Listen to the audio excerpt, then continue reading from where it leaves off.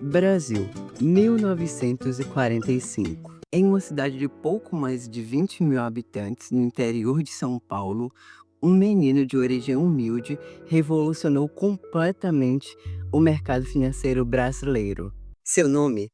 Luiz César Fernandes. Aí surgiu a oportunidade de ir pro Rio. Tava formando um grupo para ir pro Rio consertar aquela porra que não funcionava. O Bradesco lá. Bradesco lá. Aí eu, num refeitório, na hora do almoço, falei, tô nessa, pode botar que eu vou. Aí com 17 anos mandaram pro Rio de Janeiro. Nunca mais voltei. Você pode não saber de cara quem ele é, mas o que ele construiu influencia diariamente o mercado financeiro brasileiro. Essa é a história não de alguém que sempre teve tudo e seguiu o caminho da economia, mas de um garoto que trabalhava como carteiro para sobreviver, para se tornar um dos banqueiros mais influentes da América Latina.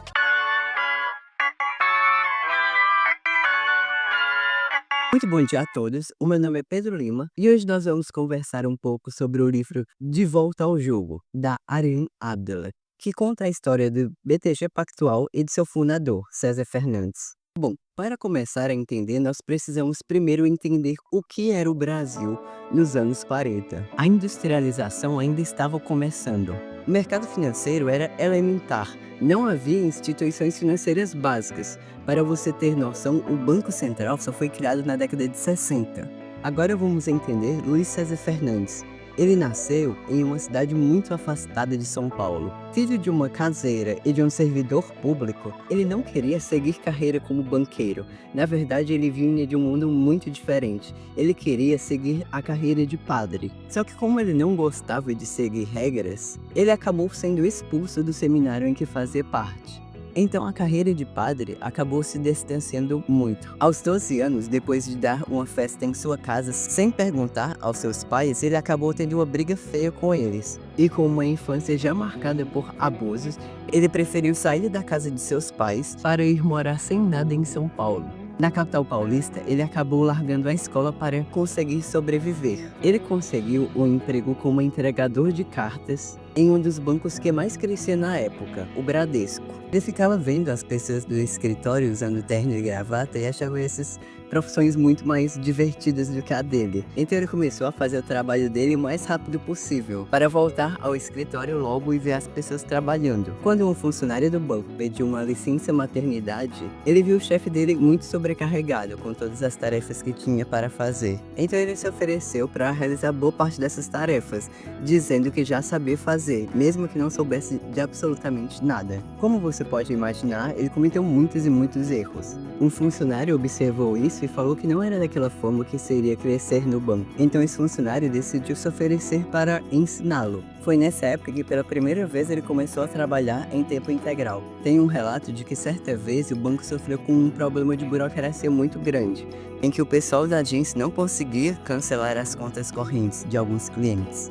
Segundo alguns relatos, o César chegava a dormir no escritório, e uma vez um funcionário que chegou adiantado viu o César dormindo sobre a mesa do escritório. Quando o gerente do banco decidiu se demitir, o nome mais cogitado para assumir o cargo era o de César. Só que tinha um detalhe, ele só tinha 16 anos. E pela lei da época, para você se tornar um gerente bancário e assinar documentos, você precisava de 18 anos. Só que na década de 60, a fiscalização era muito mais branda. Uma vez até chegou a ter uma fiscalização, só que como já tinha tantos documentos assinados com o nome de César, eles decidiram abrir uma exceção. Ele continuou crescendo na companhia, e algumas pessoas do Bradesco chamaram ele para se mudar para Belo Horizonte, para trabalhar em uma agência maior. Só que inesperadamente nisso ele pediu demissão do trabalho. Ele argumentava que quando ele fosse reconhecido, ele iria se demitir, pois não teria mais para onde ele crescer.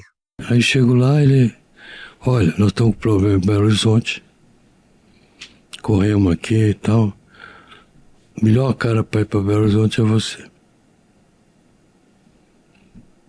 Eu falei, Brandão, me presta sua máquina de escrever? Tá bom. Pedi demissão. Tá maluco? Tô dobrando seu salário, tô te dando casa, você tá pedindo demissão?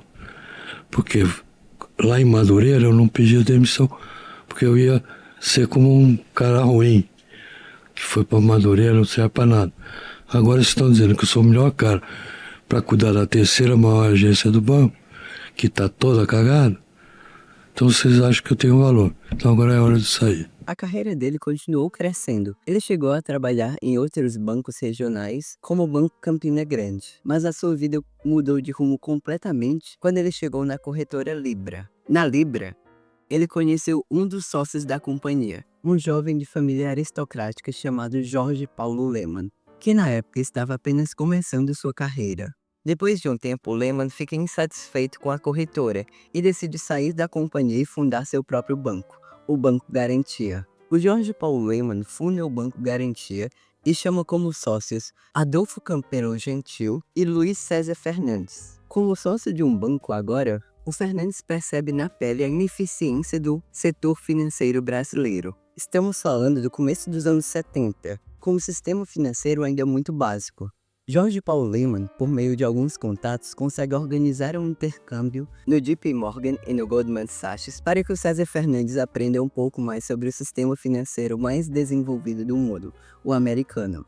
O César Fernandes nunca havia saído do país e, por ter nascido em uma família muito humilde, também nunca chegou a aprender inglês. Por isso ele levou consigo o estagiário do Banco Garantia, que na época era ninguém menos do que Marcel Hermann Telles, que depois, junto com o Jorge Paulo Lemann e o Beto Sicupira, seria um dos fundadores da Ambev. Essa viagem não foi impactante apenas para o pessoal do Garantia, ela mudou completamente o sistema financeiro brasileiro. Com o que viu na tesouraria do Goldman Sachs, Luiz César Fernandes, ao retornar ao Brasil, conversa com alguns conhecidos do Banco Central e ajuda a fundar 3 sistemas muito impactantes para a economia brasileira. Ele ajuda a fundar o Sistema Especial de Liquidação e Custódia, o Certificado de Depósito Interbancário e a Central de Custódia e Liquidação Financeira de Títulos Privados. Além disso, ele também ajuda a criar futuramente a Comissão de Valores Mobiliários. Depois disso, ele se distanciou um pouco da vida do banco e passou a atuar cada vez mais em órgãos reguladores.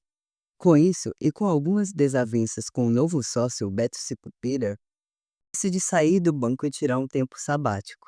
Ele realiza então um dos sonhos dele, que era viajar para uma reunião do FMI, que é realizada em Washington. Na reunião do FMI de 1982, ele conhece 2 outros brasileiros que já eram conhecidos no mercado. Guedes, conhecido por sua previsão econômica sempre muito consistente, e Jakurski, conhecido como um ótimo trader. Ele conversa com os dois sobre uma ideia ambiciosa de criar um banco financeiro. Os dois inicialmente negam a ideia, alegando ser uma ideia muito irreal, mas depois de mostrar um projeto sólido, os dois acabam aceitando.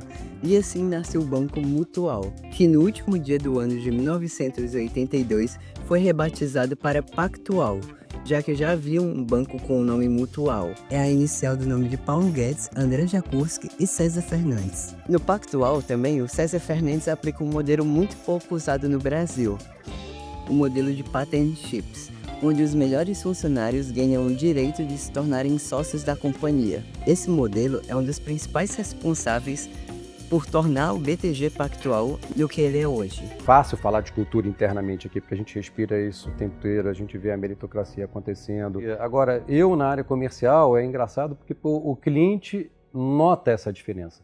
Ele vê isso distinto da concorrência. Então, o que o partnership traz, né, para o private banking, né, nesse sentido?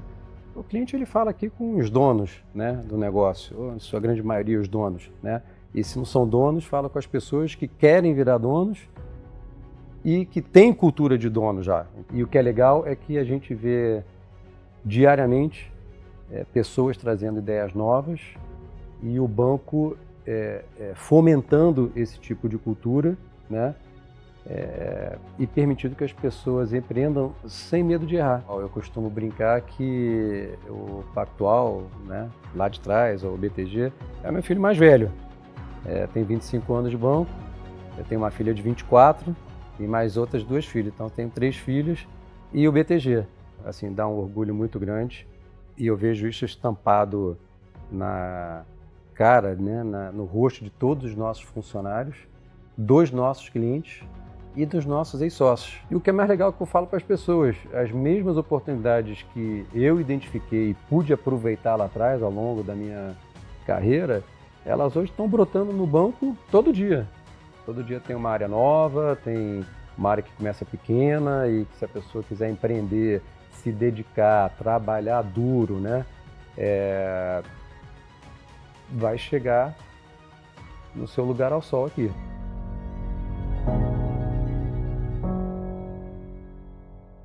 Bom, como você pode ver, esse livro ele chega a ser até um pouco longo e ele é cheio de detalhes. Então, explicar a história do BTG Pactual inteiro em apenas um vídeo seria muito mais complexo.